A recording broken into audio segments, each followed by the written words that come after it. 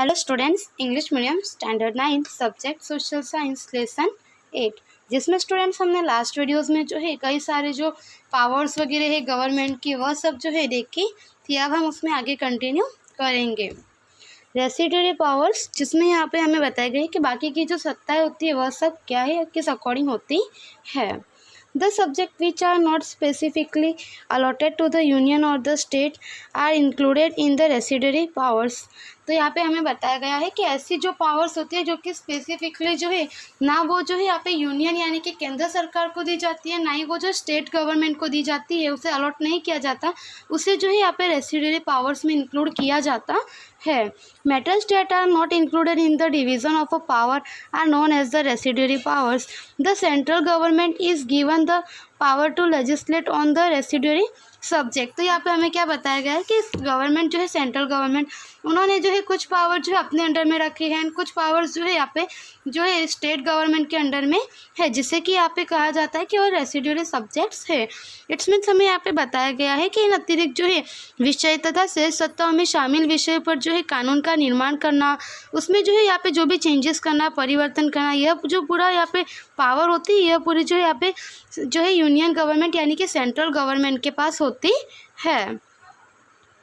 The financial distribution of resources is done between the union government and the state government। Excise and the customs, import and export, income tax, all the measures taxes are decided by the central government, while the sales tax, revenue tax and the entertainment tax, educational tax, which are having the major financial resources, are decided by the state government। तो यहाँ पे हमें क्या बताया गया है कि जो union government and state government है वो दोनों की जो है यहाँ पे अलग अलग जो है उनका वर्क डिस्ट्रीब्यूट किया गया है कि कौन सी जो पावर है वह किसके अंडर में यहाँ पे है। जैसे कि एक्साइज एंड जो है यहाँ पे कस्टम ड्यूटी जो लगती है, इंपोर्ट एक्सपोर्ट पर जो टैक्स वगैरह लगता है, इनकम टैक्स होता है, यह सारा जो है यह जो है यहाँ पे स्टेट, यह जो है यहाँ पे सेंट्रल गवर्नमेंट डिसाइड करती है कि इंपोर्ट एक्सपोर्ट पर कितना टैक्स लगाना है, फिर इनकम टैक्स कितना होता है, excise and the custom duty जो है वह कितनी लगाई जाती है। तो यह सारा जो है इसमें रूल्स रेगुलेशंस बनाना, चेंजेस करना, यह जो है सेंट्रल गवर्नमेंट करते हैं। एंड यहाँ पे बताया गया है कि दूसरी साइड जो है स्टेट गवर्नमेंट जो है वो यहाँ पे सेल्स टैक्स लगाती है, रिवेन्यू टैक्स जो है, एंटरटेनमेंट टैक्स है,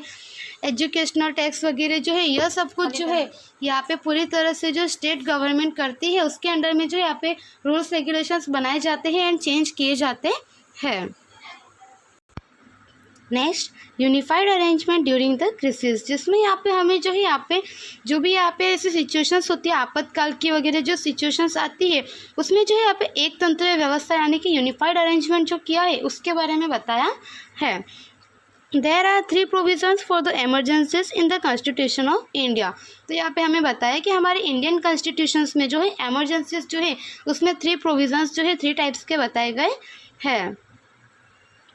जिसमें यहाँ पे हमें बताया गया है national emergency can be declare at the time of a war, external attack on और द आर्म रिबिलियन। तो यहाँ पे हमें क्या बताया गया कि नेशनल इमरजेंसी जो है वो डिक्लेयर की जाती है जब यहाँ पे जो है युद्ध की जैसी कोई भी सिचुएशन होती है, बाहरी जो है यहाँ पे अटैक वगैरह होता है, एक्सटर्नल अटैक होता है, जैसे कि यहाँ पे बताया गया है कि युद्ध के समय में फिर राष्ट्रीय सुरक्षा खतरे में है, उस समय में जो है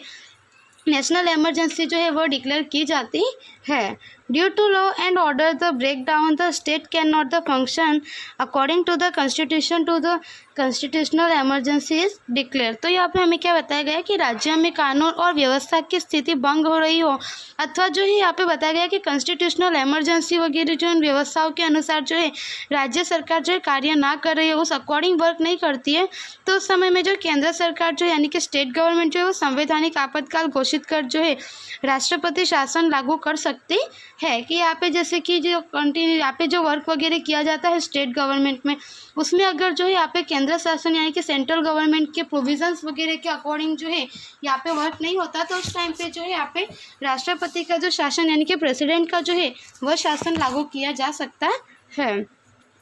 due to increase in the prices there is a monetary value erosion at that financial emergency is declare. तो यहाँ पे हमें क्या बताया गया है कि यहाँ पे जो है कंटिन्यूसली जो है कॉन्स्टेंटली जो है यहाँ पे प्राइस इंक्रीज होती है, तो उस समय पे जो है यहाँ पे अर्थव्यवस्था यानी कि हमारी इकोनॉमिक कंडीशन जो है काफ़ी जल्दी में जो है वो यहाँ पे वीक होने लगती है। उस समय जो है हमारी कंट्री में यहाँ पे बताया गया कि आपातकाल जो है फाइनेंशियल इमरजेंसी जो है वह डिक्लेयर किया जाता है कि यहाँ पे जो है प्राइस राइज किसी भी प्रोडक्ट में वगैरह कंटिन्यूसली जो है कॉन्स्टेंटली इंक्रीज होती जाती है। उस टाइम पे जो है यहाँ पे फाइनेंशियल इमरजेंसी डिक्लेयर की जाती है, बिकॉज कि उस टाइम पे हमारी इकोनॉमिक कंडीशन जो होती है वह जो है इंस्टेंटली वीक होती है। The central government has been given more powers to deal with this emergency. At that time of the emergency, India is almost turned into the unitary system. तो यहाँ पे हमें बताया कि इस प्रकार से जो इन तीनों ही यहाँ पे जो यूनिफाइड कंडीशंस वगैरह बताई गई है, जिसमें सेंट्रल गवर्नमेंट जो है यह पूरी तरह से जो है उनका शासन चलाती है, उनके पावर्स चलाती है, एंड यहाँ पे जो है इमरजेंसी वगैरह डिक्लेयर करके जो है संघीय शासन व्यवस्था जो है वह यहाँ पे चलाती है, यानी कि सेंट्रल गवर्नमेंट जो है वह चलाती है।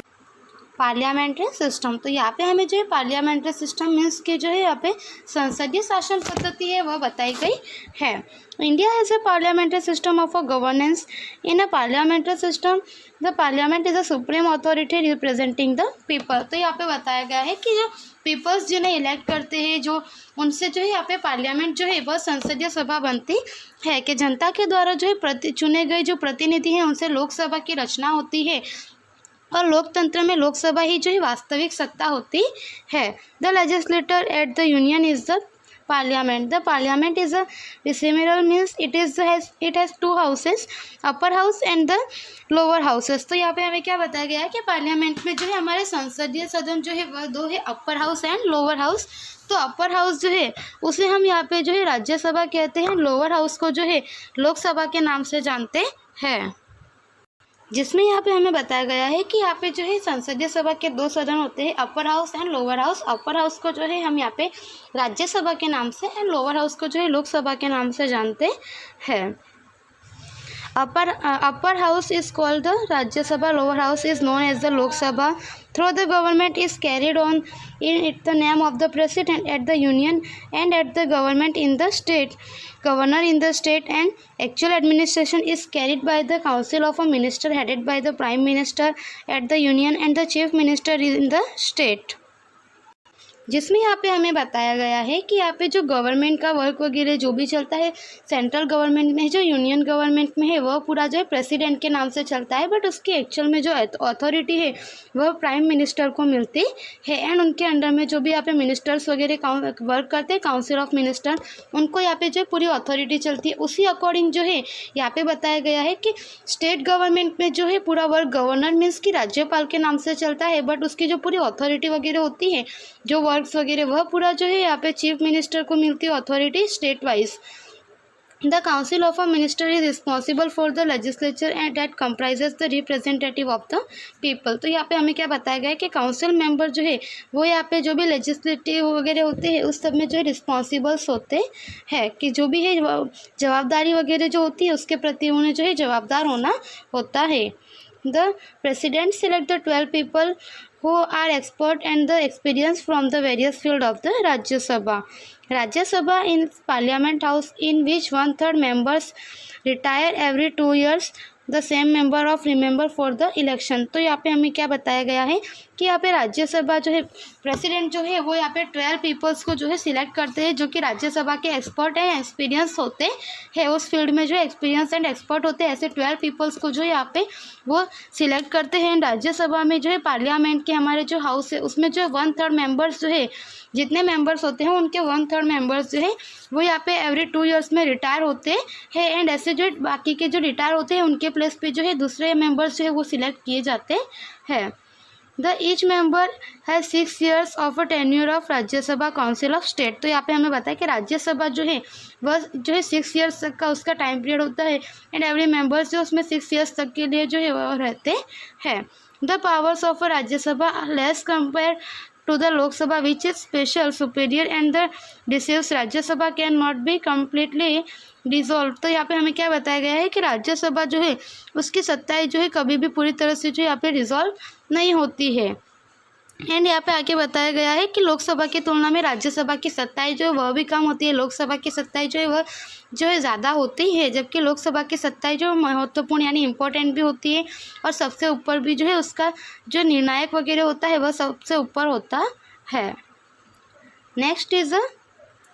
इंडिपेंडेंट एंड इम्पीरियल जुडिशरी, जिसमें यहाँ पे हमें जो है इंडिपेंडेंट एंड इम्पार्शियल जुडिशरी जो है स्वतंत्र, निष्पक्ष और सुरक्षित न्यायतंत्र जो है उसके बारे में बताया गया है। The constitution has provided for the establishment of an independent and impartial judiciary. तो यहाँ पे हमें क्या बताया गया है कि हमारी संवैधानिक व्यवस्थाओं के अनुसार जो है भारत ने स्वतंत्र, निष्पक्ष और संलग्न तथा जो है सुग्रही न्यायपालिका की जो है व्यवस्था की है। हमारे कॉन्स्टिट्यूशंस में जो है यहाँ पे जो है एवरी सिटीजन्स को, जो कि इंडियन सिटीजन्स वगैरह, उन सबको जो है इंडिपेंडेंट एंड इम्पार्शियल जुडिशरी वगैरह जो है न्यायतंत्र की उन्होंने यहाँ पे व्यवस्था की है कि जिसको सब यहाँ पे जो है इक्वलिटी, सबको जस्टिस मिले।